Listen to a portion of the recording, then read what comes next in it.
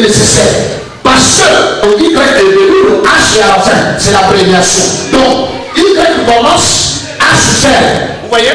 Et W et H sont mis donc comme ça. Ce qui veut dire quoi? Ça veut dire que le 10, le chiffre 10, pour toi c'est quoi? Qui connaît le chiffre 10? Plus il a ajouté 15 années. Ce que vous devez comprendre, c'est que le chiffre 10, c'est le chiffre complet. Complet ou total. C'est ça que ça signifie le chiffre 10. Le chiffre 5, c'est le chiffre de la grâce. La grâce parce que le nom de Jésus-Christ porte 5 lettres. Jésus, c'est 5 lettres. Amen. C'est le chiffre de la grâce parce que il y a 7 dons spirituels. Amen. C'est le chiffre de la grâce parce qu'il y a l'apôtre, le prophète. Amen. L'évangéliste, le pasteur et le docteur. 5 dons spirituels. C'est le chiffre de la grâce parce que grâce s'écrit avec G-R-A-C-E. C'est le chiffre de la grâce, c'est la raison pour laquelle même David, quand il va vaincre Goliath, il vainc Goliath à la grâce parce qu'il prend 5 pierres. Le chiffre de la grâce lui donne la victoire. Est-ce que vous comprenez? Le chiffre 10, c'est le chiffre complet. Donc, le chiffre 10, c'est le chiffre complet, donc complet ou total. C'est la raison pour laquelle Dieu a choisi 10 plaies pour délivrer le peuple israélite chez les Égyptiens. Amen. C'est la 10e plaie qui a donné la délivrance totale. Est-ce que quelqu'un comprend ce chiffre? Alors donc si 10 c'est complet ou total et que 5 c'est la grâce, ce qui signifie que le chiffre 15 est égal à la grâce totale. Est-ce que quelqu'un comprend ce chiffre? La grâce totale. Qui a donné la grâce totale? Qui a donné la grâce totale? Qui a donné la grâce totale? Qui a donné la grâce totale? Qui a donné la grâce totale? Qui a donné la grâce totale? J'ajoute 15 années. En fait, il a ajouté la grâce totale. Écoutez-moi, c'est très important. La grâce totale. J'ajoute 15 ans, pas 20, 15 années. Tous les chiffres sont prophétiques. C'est pourquoi ce matin, j'ai envie d'annoncer à quelqu'un la grâce totale. Alors si tu dis amen, cela t'arrive au nom de Jésus. La grâce totale dans les finances au nom de Jésus. La grâce totale dans le mariage au nom de Jésus. La grâce totale dans les affaires au nom de Jésus. Si tu dis amen, cela t'arrive au nom de Jésus.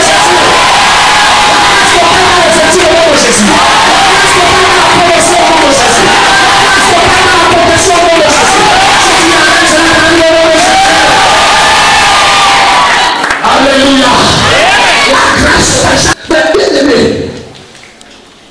Ce qui est important également dans ça, c'est que le chiffre 15 signifie la grâce totale, mais signifie aussi la nouvelle destinée. Pourquoi? Comprenez clairement.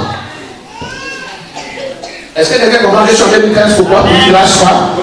J'ai changé 2015 pour qu'il la soit. Non, ce n'est pas comme te guérir en action, te guérir définitivement. Est-ce que quelqu'un comprend ça? Tu vas rentrer pleinement dans les bénédictions totales des pages. Il ne faut pas que le travail marche, le mariage ne marche pas. Il ne faut pas qu'il y ait tout simplement. Il faut que tout marche.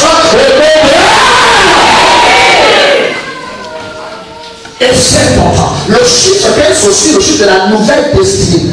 Pourquoi? Parce qu'en principe, la vie du roi Ézéchias devait s'arrêter.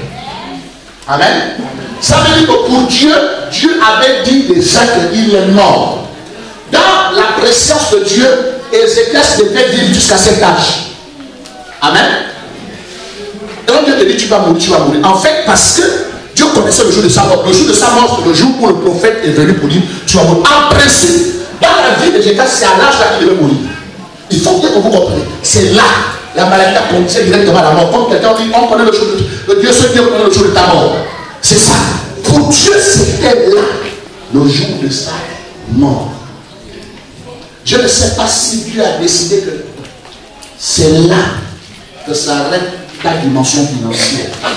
C'est là où tu arrêtes ton âge en 2015, c'est fini.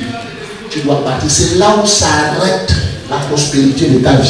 Je ne sais pas ce que tu as dit, mais ce qui est clair, c'est que la Bible est claire, c'est que l'âge normal qu'Ézéchias devait vivre, c'est quand le prophète Élie, c'est fini.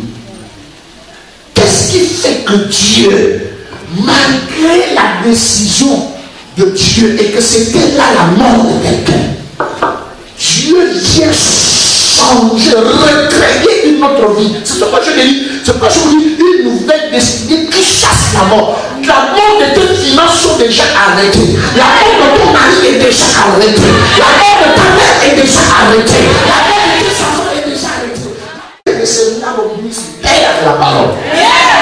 Comment quelqu'un qu'on a dit qu'il va déjà, c'est fini, c'est pas ça s'arrête.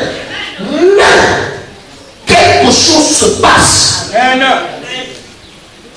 Spirituellement, il est mort, mais Dieu a recommencé une nouvelle destinée avec lui pendant 15 ans. Une destinée de gloire, de prospérité, d'élévation. Et c'est là où j'ai cherché. Écoutez-moi attentivement. Si déjà la sorcellerie avait décidé de te tuer, alléluia, c'est pas la peine. Dans le verset là, c'est pas la sorcellerie. Les sorciers, ce sont les petits. Amen. Si j'étais puissant, pourquoi jusqu'à présent je ne te tue pas? Donc ce sont les petits. Celui qui est fort, c'est Dieu. Amen. Comment Dieu peut dire à quelqu'un, tu vas mourir, et bizarrement ça change. Et pourtant, le Dieu tout puissant. C'est pourquoi la Bible dit, j'ajoute le mot en hébreu. Ça veut dire, je recrée. C'est pas vous dire que pour lui, naturellement, sa vie s'arrêtait là. C'était logique. Qu'est-ce qu'il va dire à Dieu? Je recrée notre destinée qui n'existe pas. Pour lui, c'est seulement 15 ans. Écoutez pourquoi c'est important. Que Dieu est capable. Mais même si c'est lui qui a déjà dit, c'est là où tu vas mourir. Mais capable de changer quelque chose dans ta vie et te donner encore plus d'années à vivre, plus d'années de grâce, plus d'années de faveur. Peut-être que tu es là, Seigneur. Qu'est-ce qui se passe? Ce mariage ne vient pas. Et que tu as décidé que c'est comme ça que tu vas mourir sans te marier. Mais tu te dis, quel est le miracle que Dieu prend une décision que je peux faire pour que Dieu recrée une autre page de l'histoire qui n'existait pas, souverainement. C'est extraordinaire, n'est-ce pas? C'est tellement puissant. Comment le gars a pu convaincre Dieu de changer la vie? Mes amis, en lisant la Bible, j'ai compris quelque chose. Pourquoi Dieu a été obligé d'ajouter 15 ans? C'est parce que, mes amis, Ézéchias faisait partie de la descendance de David.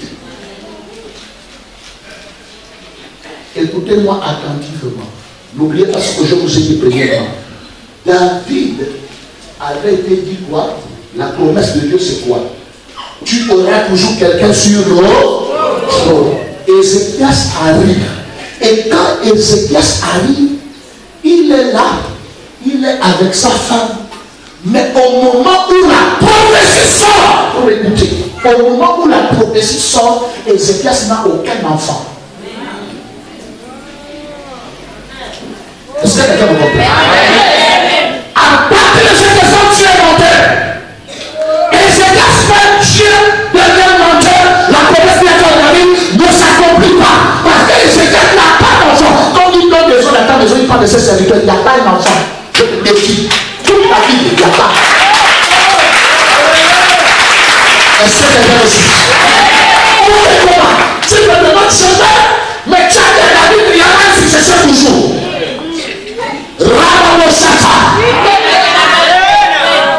C'est là où c'est compliqué. Soit tu deviens monteur de chemin, soit tu te laisses dire et tu accomplis d'abord ce que tu as dit à la Bible. Est-ce que quelqu'un parle? C'est la promesse que Dieu t'a donnée. Ézéchias en dit. La promesse que Dieu t'a donnée en dit au nom de Jésus.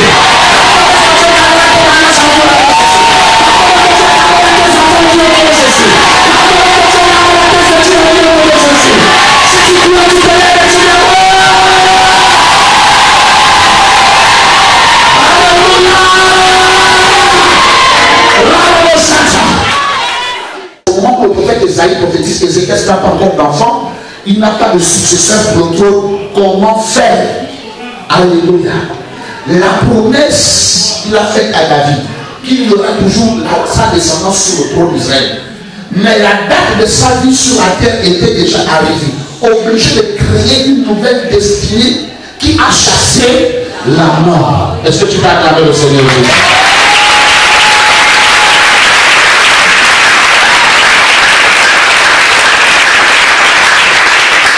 Alléluia. Alléluia.